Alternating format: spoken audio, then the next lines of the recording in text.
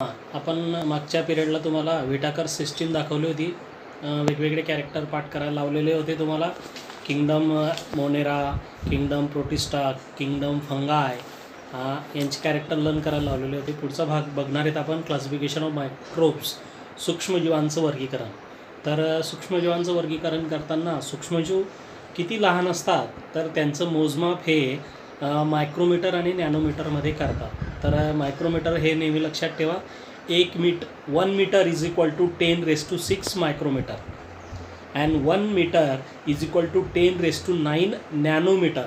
लक्षात ठेवा, 1 metre is equal to 10⁶ micrometre and 1 metre is equal to 10⁹ nanometre. तर micrometre आणि नॅनोमीटरमध्ये आपण त्यांची साईज मोजणार आहोत.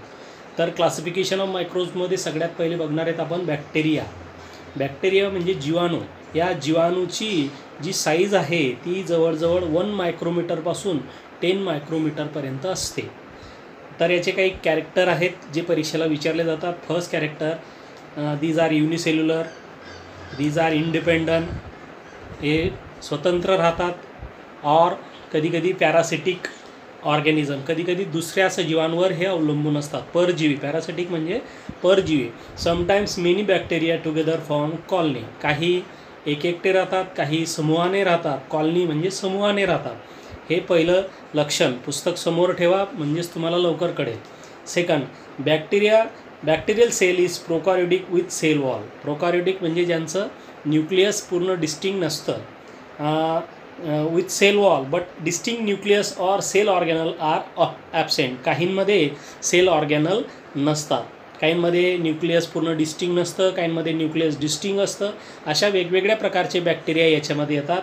पुढचं कॅरेक्टर आहे, they reproduce by simple binary fission. Binary म्हणजे द्विविखंडन, एका सेलच्या 2 सेल होणे, याला बायनरी फिजन म्हणजेच काय, विखंडन, सेपरेट होणे, एका सेलच्या 2 सेल होणे. बायनरी फिजन आपण 10वीमध्ये बघणार आहेत विस्तृतपणे. पुढचं कॅरेक्टर आहे, in favourable condition bacteria grow vigorously म्हणजे प्रचंड प्रमाणात त्यांची वाढ होते जर योग्य कंडिशन असेल तर. And can double their number in 20 minute. आणि फक्त 20 मिनिटामध्ये त्यांची संख्या ही डबल होत असते. आता पुढचं आहे प्रोटोझोआ म्हणजे आदिजीव.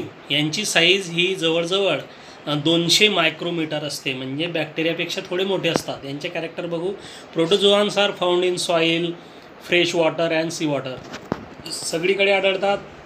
मातीमध्ये आढळतात, जमिनीमध्ये आढळतात, फ्रेश वॉटरमध्ये आढळतात किंवा गोड्या पाण्यात आणि खारट पाण्या म्हणजे समुद्राच्या पाण्यामध्ये सगळीकडे हे प्रोटोझोआ आढळतात. Some are found in the body of other organism and are pathogenic.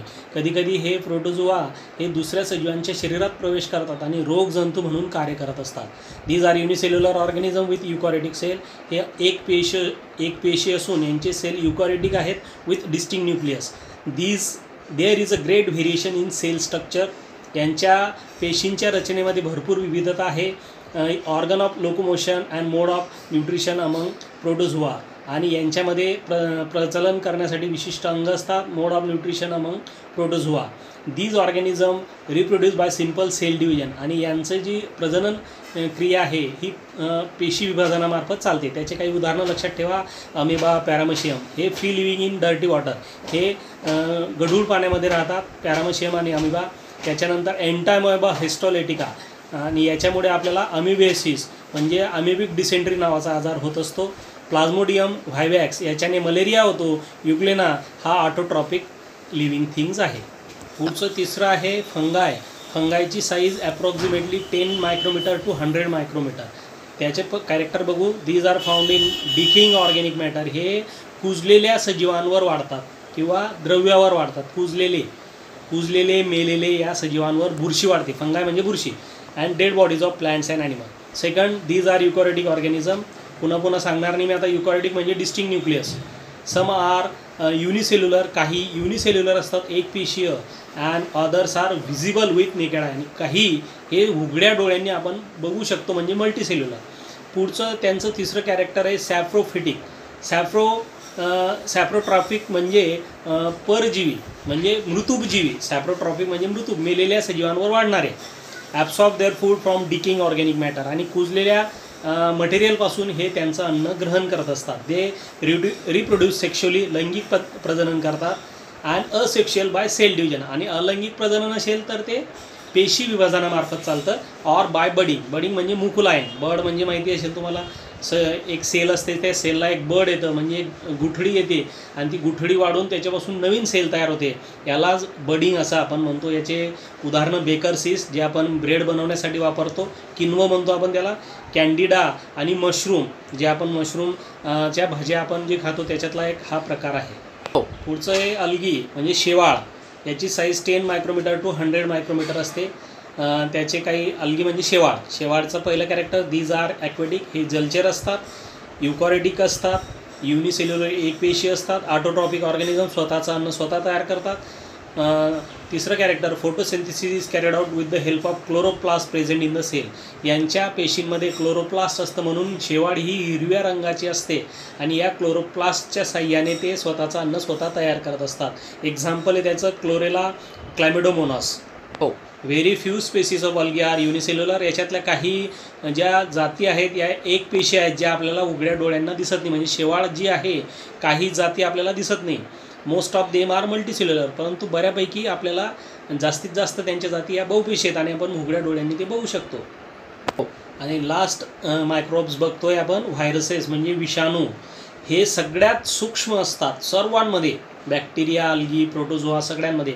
म्हणून यांचं मेजरिंग हे नॅनोमीटरमध्ये असते. याची size 10 nanometre to 100 nanometre. Generally viruses are not considered as living organism or they are said to be organism at the ages of living and non-living. तर virus हे सजीवांमध्ये गणले जात नाही, तर यांची गणना सजीव आणि निर्जीवांची मधली जी अवस्था आहे त्यांच्यामध्ये हे गणले जातात. They are studied under microbiology. आणि हे सूक्ष्म जैवशास्त्रामध्ये यांचा अभ्यास केला जातो. यांचे कॅरेक्टर बघू. Viruses are exactly minute. हे अतिशय सूक्ष्म असतात, अतिशय सूक्ष्म. They are 10 to 100 times smaller than bacteria. हे 10 तर 100 पटीने जीवाणूंपेक्षा लहान असतात. And can be seen only with the electron microscope. आणि फक्त इलेक्ट्रॉन मायक्रोस्कोपच्या साह्यानेच आपण त्यांचा अभ्यास करू शकतो. They are found in the form of independent particles. Virus is a long molecule of DNA. हा व्हायरस DNAचा एक लॉंग थ्रेड आहे. Or RNA. DNA means deoxyribonucleic acid, RNA means ribonucleic acid. हे तुम्हाला माहिती आहेत क्रोमोझोमचे पार्ट आहेत. And which is covered by protein coat. आणि यांना एक प्रथिनचं कवच असतं. Virus survive only in living plant and animal cell. हे फक्त जिवंत वनस्पती आणि प्राणी पेशींमध्येच आढळतात. And produce their own protein with the help of host cell and create their numbers replica. आणि हे जिवंत असलेल्या वनस्पती आणि प्राण्यांच्या पेशींमध्ये प्रवेश करतात आणि त्या ठिकाणी त्यांची प्रजनन क्षमता ही मल्टिप्लाय पद्धतीने वाढत जाते. Then they destroy the host cell and become free. आणि त्याच्यानंतर ते ज्या पेशीमध्ये ते प्रवेश, आता उदाहरणार्थ आपल्याला माहिती आहे करोना चालू आहे. करोना एक प्रकारचा व्हायरस आहे. हा व्हायरस आपल्या शरीरामध्ये हेल्दी सेलमध्ये प्रवेश करतो. हेल्दी सेलमध्ये प्रवेश केल्यानंतर त्यांची संख्या झपाट्याने वाढते आणि हळूहळू तो आपल्या शरीरातल्या हेल्दी पेशींनासुद्धा काय करतो, नष्ट करतो. And this free virus again infect new cell. आणि अशा पद्धतीने नवीन पेशींना तो संसर्ग करतो. Viruses call many disease to plants and animal. आणि व्हायरसेस अनेक प्रकारचे व्हायरसेस आहे. HIV व्हायरस आहे. आता आपण कोरोना व्हायरस बघतो. याच्याने अनेक प्रकारचे आजार हे वनस्पती आणि प्राण्यांमध्ये आढळून येतात. अशा पद्धतीने आपण हे पहिलं प्रकरण संपवलेलं आहे. व्हिडिओ कॉन्फरन्समार्फत आपण चॅप्टरचा अर्धा भाग बघितला होता. आता उरलेला भाग तुम्हाला व्हिडिओमार्फत पाठवत आहे. त्याचा अभ्यास व्यवस्थित करा आणि त्यांचे कॅरेक्टर लर्न करा. अतिशय सोपं प्रकरण आहे. बाकीचे जे पुढचं प्रकरण मी तुम्हाला काही दिवसानंतर देईल.